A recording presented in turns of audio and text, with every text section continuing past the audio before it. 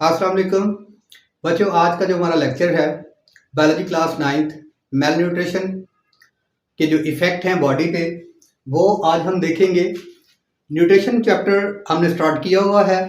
देखते हैं white board की प्रेजेंटेशन में जो हमने कीवर्ड यूज़ किए हुए हैं उनको एक्सप्लेन करने की कोशिश की जाएगी। सबसे पहले मेल न्यूट्रिशन जो है वो क्या चीज़ है बच्चों। मेल न्यूट्रिशन ये टर्म उस वक्त इस्तेमाल की जाती है जब किसी पार्टिकुलर पर्सन को या किसी फर्द को न्यूट्रिशन की डेफिशिएंसी हो, यानी न्यूट्रिशन जो है वो कम मकदार में या डाइट जो है वो कम मकदार में मिल रही है, या एक्सेसिव जो क्वांटिटी है उसमें किसी को डाइट या न्यूट्रिशन मिल रही हो, तो इसको हम मेल न्यूट्रिशन कहते हैं। यानी इसकी डेफिशिएंसी भी या एक्सेसिव न्यूट्रिशन भी, ये दोनों सूरतों में जो है ये मेल न्यूट्रिशन के टर्म दोनों सूरतों में हम इस्तेमाल कर सकते हैं। अगर किसी फर्द को या लोगों को मेल न्यूट्रिशन है तो इसका मतलब है या तो उनको ज्यादा मिकदार में डाइट दी जा रही है या बहुत कम मिकदार में दी जा रही है। यानी या तो उनकी एनर्जी रिक्वायरमेंट से ज्यादा डाइट मिल रही है या उनकी एनर्जी रिक्वायरमेंट के लेवल से भी लो जो क्वांटिटी है वो डाइट की मिल रही है। दोनों सूरतों में इस टर्म्स को हम इस्तेमाल कर सकते हैं। अब हमने देखना है कि इफेक्ट ऑफ मेल न्यूट्रिशन क्या है, यानी अगर किसी में मेल न्यूट्रिशन की सिम्टम्स हैं या इस टर्म्स को हमने इस्तेमाल करना है मेल न्यूट्रिशन को, तो मेल न्यूट्रिशन की जो टर्म्स है वो हम कहाँ पे इस्तेमाल करेंगे। सबसे पहले बच्चों जो मैंने यहाँ पे कीवर्ड इस्तेमाल किया है वो स्टारवेशन। स्टारवेशन का मतलब ये है कि किसी पर्सन को जो डाइट है वो ना मिले, यानी कहत साली भी कह सकते हैं, फाका भी कह सकते हैं, भूख भी कह सकते हैं, यानी डाइट की यहाँ पे जो है डेफिशिएंसी है। स्टारवेशन के अंदर मैंने आपको पहले भी बताया है कि मेल न्यूट्रिशन में या डेफिशिएंसी है डाइट की या जो है वो एक्सेसिव है। यहाँ पे जो स्टारवेशन टर्म इस्तेमाल की है इसका मतलब है कि उसको खुराक मिल ही नहीं रही।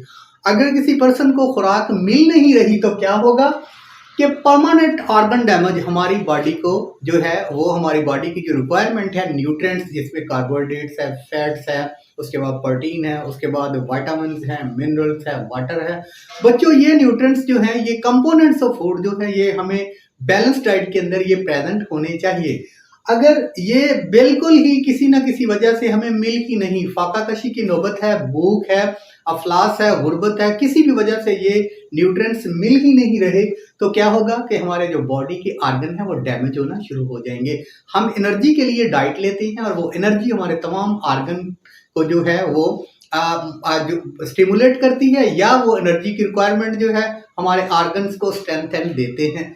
अगर यहाँ पे स्टार्वेशन की नौबत है तो ऑर्गन डैमेज होगा। उसके बाद अगर हमारी बॉडी के ऑर्गन्स डैमेज होना शुरू हो जाएंगे तो एवेंचुअली उसका जो रिजल्ट होगा वो होगा मौत, टू डेथ। यानी बॉडी को रिक्वायरमेंट स्टार्वेशन की कंडीशन में एनर्जी की रिक्वायरमेंट पूरी नहीं होंगी और बंदा जो है वो भूख की वजह से मर सकता है। उसके बाद यहाँ पे मैंने लिखा है दूसरे नंबर पे इफेक्ट ऑफ मेल न्यूट्रिशन में हार्ट डिजीज एक कीवर्ड है।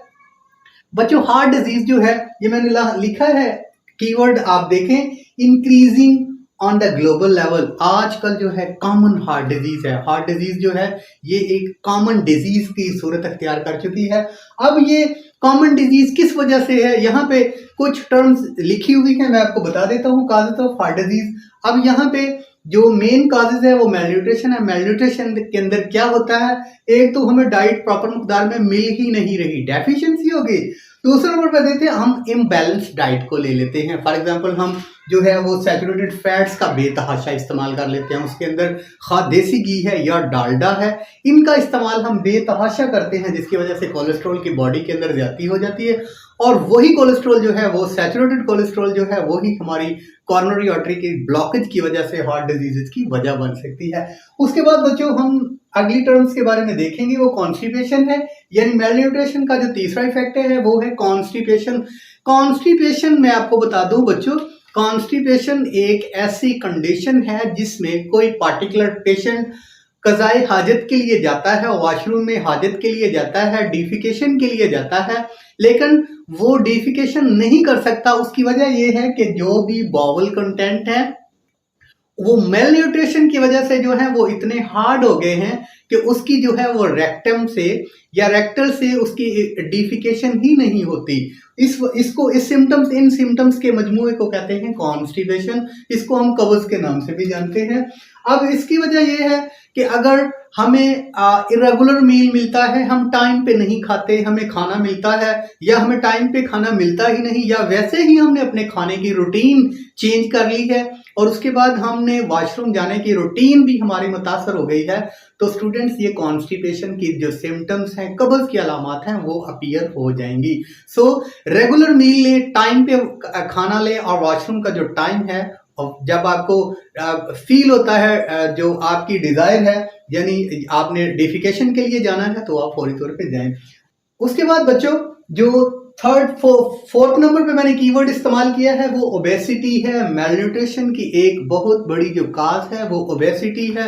ओबेसिटी टर्म्स उस वक्त इस्तेमाल करेंगे जब कोई पार्टिकुलर पर्सन अपनी अपनी हाइट के लिहाज से, अपनी एज के लिहाज से, अगर उसका वेट ज्यादा है, वेट ज्यादा गेन कर चुका है, जिसको आप उर्फियाम में मोटापा कह सकते हैं, इस टर्म्स को उस वक्त इस्तेमाल करेंगे। ओबेसिटी मतलब कि बड़ा मोटापा। कोई शख्स जो है वो अपने फिजिकल जो उसकी जिसामत है उससे ज्यादा, यानी उसकी जो फिजिक है वो नजर आ रही है, वेट उसका ज्यादा हो गया है, तो उसका मतलब है वो ओबेसिटी का शिकार है, यानी वो मोटा है। अगर ओबेसिटी की वजह क्या है, यानी देखो स्टूडेंट्स, मैंने आपसे पहले भी कहा है कि मेल न्यूट्रिशन के अंदर या तो एक्सेसिव क्वांटिटी के अंदर हमें न्यूट्रिशन मिल रही है या फिर डेफिशिएंसी। यहाँ पे ओबेसिटी इस वक्त आएगी जब हम एक्सेसिव मकदार में, एक्सेसिव क्वांटिटी में डाइट ले रहे हैं। हमें एक पराठे की जरूरत है, हम 4 पराठे 2 पराठे ले रहे हैं। हमें एक एग की जरूरत है जो कि हमारी एनर्जी की रिक्वायरमेंट को पूरा कर रहे हैं, हम दिन में 2 एग्स भी 3 एग्स ले रहे हैं। या हम जो है वो बेतहाशा से, अगर चावल की रिक्वायरमेंट है एक बाउल जो है वो हमें एक 24 आवर के लिए जरूरत है, तो हम मतलब उसकी क्वांटिटी को ज्यादा कर देते हैं। यानी जरूरत से ज्यादा हम जब खाएंगे तो ये जितना भी हम खाएंगे वो मेटाबोलाइट होगा।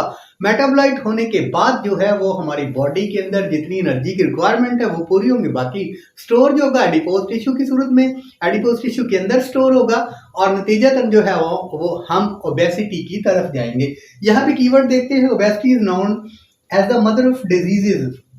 मदर डिजीज है ओबेसिटी। बच्चों ये जो मोटापा है ना, ये तमाम डिजीजेस की माँ है। इसकी वजह ये है कि जिसको पेशेंट को ओबेसिटी है वो हार्ट प्रॉब्लम का शिकार होता है, यानी बहुत ज्यादा डिजीजेस ओबेस लोगों को होती हैं जो कि मोटापे का शिकार है। हार्ट की प्रॉब्लम उनको ज्यादा होती है क्योंकि उनके अंदर कोलेस्ट्रॉल की ज्यादती या एडिपोज टिश्यू या चर्बी की ज्यादती की वजह से जो है हार्ट डिजीजेस काज होती है। उसके बाद आगे एक और टर्म मैंने इस्तेमाल की है यहाँ पे आपकी बुक से, हाइपरटेंशन। हाइपरटेंशन टर्म्स को हमेशा याद रखना, जब भी आएगा हाइपरटेंशन का वर्ड तो इसका मतलब है ब्लड प्रेशर, जिसको मैं बीपी से लिखता हूँ। हाई ब्लड प्रेशर यानी एक पार्टिकुलर पर्सन का जितना नॉर्मल ब्लड प्रेशर है अगर उससे बूस्ट करता है तो इसका मतलब है कि ये हाइपरटेंशन है। किसी का ब्लड प्रेशर इंक्रीज हो जाना हाइपरटेंशन कहलाता है। उसके बाद डायबिटीज जो है ये भी एक मेजर काज है मेलन्यूट्रिशन की। उस वक्त जब जरूरत से ज्यादा हम जो है वो एनर्जी ले रहे होंगे, बहुत ज्यादा मिकदार में हम प्रोटीन ले रहे होंगे, कार्बोहाइड्रेट ले रहे होंगे और इसके बाद जो है वो फैट्स ले रहे होंगे, तो अगर ओवर न्यूट्रिएंट्स लेंगे तो डायबिटीज की सिम्टम्स, जिसको हम शुगर्स भी कहते हैं, जो हमारा पेंक्रियाज ग्लैंड्स है उसकी जो हार्मोन है इंसुलिन, उसकी प्रोडक्शन मुतासर होगी, या उसके जो हमारा पेंक्रियाज ग्लैंड है वो मेल फंक्शन होगा, उसका प्रॉपर काम नहीं करेगा, इंसुलिन की प्रोडक्शन नहीं करेगा और वो शुगर को हमारे बॉडी के अंदर स्टोर नहीं करेगा। इन तमाम सिम्टम्स के मजमूआ को डायबिटीज का नाम दिया गया है।